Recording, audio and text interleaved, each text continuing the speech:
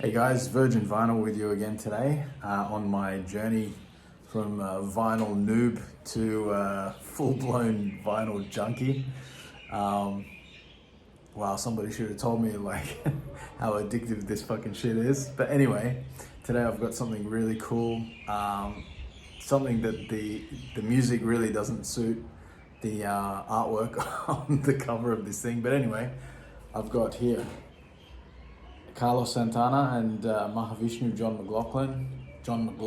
I always said John McLaughlin all my life, but I actually think that the way to pronounce his name is McLaughlin, so I'm trying to get used to saying it that way.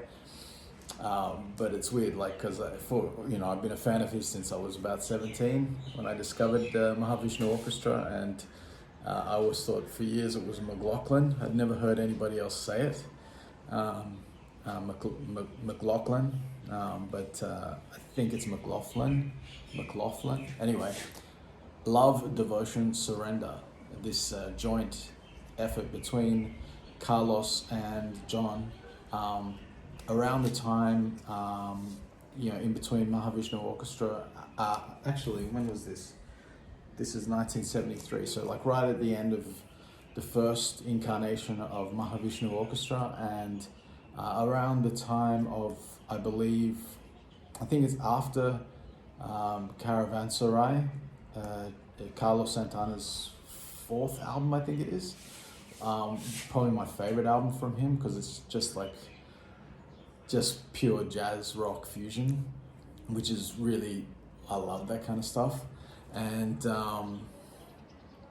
I love his earlier albums too, like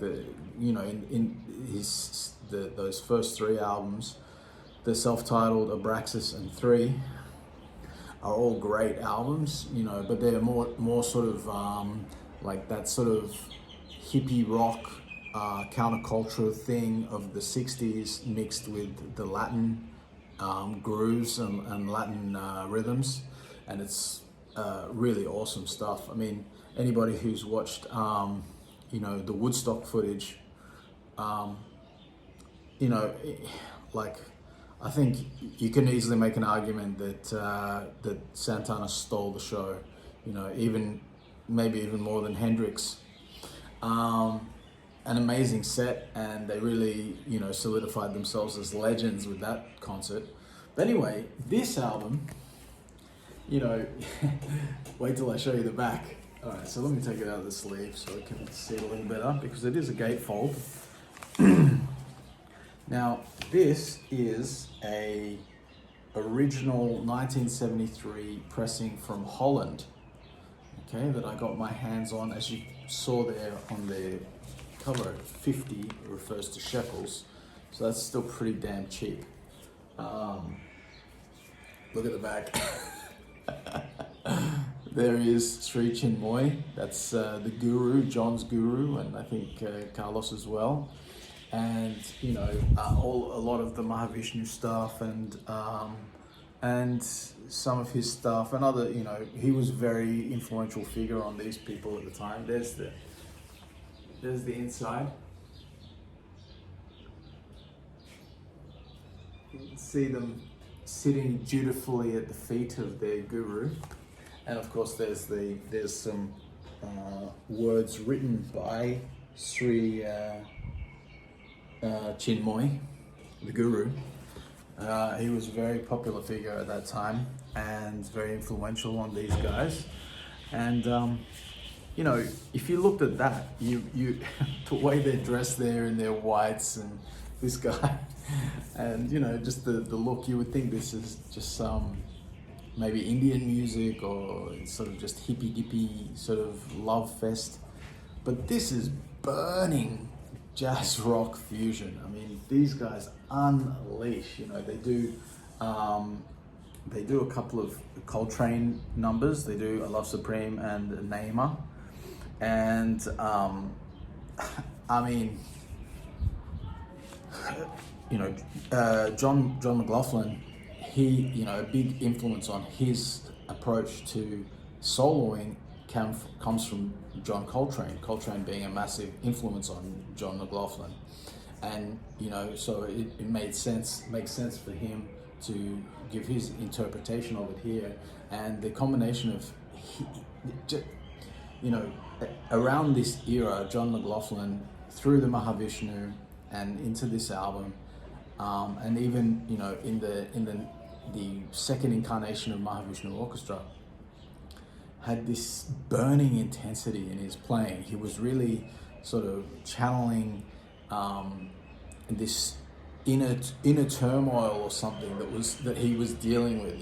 Like trying to find the sort of truth of existence and the balance between chaos and the divine, and it's all fully fleshed out in his playing at the time.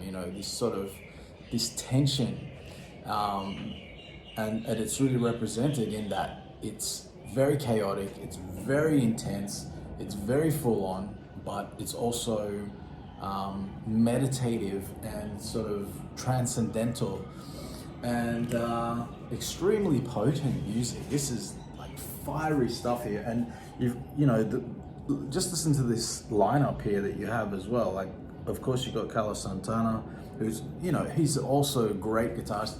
He's not quite in the same, I don't see him quite in the same ballpark as John, but they work brilliantly together. And I do love Carlos Santana, especially in his, in the early days. He was also a force to be reckoned with. Of course, we've got a plane flying overhead now. I hope that's not too loud. But, you've got Larry Young, who at the time was going under the name of Khalid Yassin on the organ. You have Armando Peraza on congas, but then you've got Billy Cobham on drums. What more do you want? Don Elias on drums, Jan Hammer also on drums, the great Jan Hammer. You got Doug Rauch on the bass, who is a really, really underrated, extremely kick-ass bass player from the 70s. In the same, everybody talks about Jaco all the time, and yeah, Jaco is, an incredible bass player, and he changed the face of bass playing, all of that stuff. But there was a whole bunch of other fusion players from the 70s who absolutely owned on the bass, and Doug Rauch is one of them. And of course, you got James Mingo Lewis also on percussion here. So just an incredible lineup of the top tier musicians, and they're just unleashing the fury on this album. The guitar playing is wild and intense and furious, and yet there's a spiritual edge to it. The Life Divine, what an incredible track that is by John McLaughlin. And the second side is, this is not for the faint-hearted though. This is not for the casual. I think you need to really have a deep appreciation already of Mahavishnu Orchestra and John's approach to playing, maybe some musical knowledge. This is probably, this is not an album you would buy for your mom at Christmas. You know what I mean? This is heavy stuff. This is high level, heavy, intense music, and it's not for the faint-hearted. It's not for the casual. It's for the real fusion fans. But it's a fucking masterpiece, even with the kooky fucking pictures on the back. It's funny, one of my metal buddies, when I showed him this record, he's like, "What are these? These two guys look like fucking serial killers or something," But you've got John McLaughlin, who he came up through the sort of the jazz scene in the UK, and also working as a session guy, and he did a whole bunch of albums, and eventually he did his own album, Extrapolation, which is an incredible masterpiece of jazz, and it's sort of like right on the cusp of being a fusion album, but it's just a great jazz guitar album and really pushing the boundaries. Fantastic, one of the best English jazz albums, especially from that era, but I think ever. And then he did a few other things. He did his other album, My Goals Beyond, which I absolutely love, where he's bringing in some the Indian influences a little bit, but he's also just playing a lot of solo acoustic guitar and absolutely shredding the acoustic guitar, and it's mind-blowing. He's really changing the face of acoustic guitar. And then he meets up with Billy Cobham on the Miles Davis sessions for Jack Johnson, and you know, they have an instant chemistry, and working together they discover like the roots, the seeds for what will become the Mahavishnu Orchestra.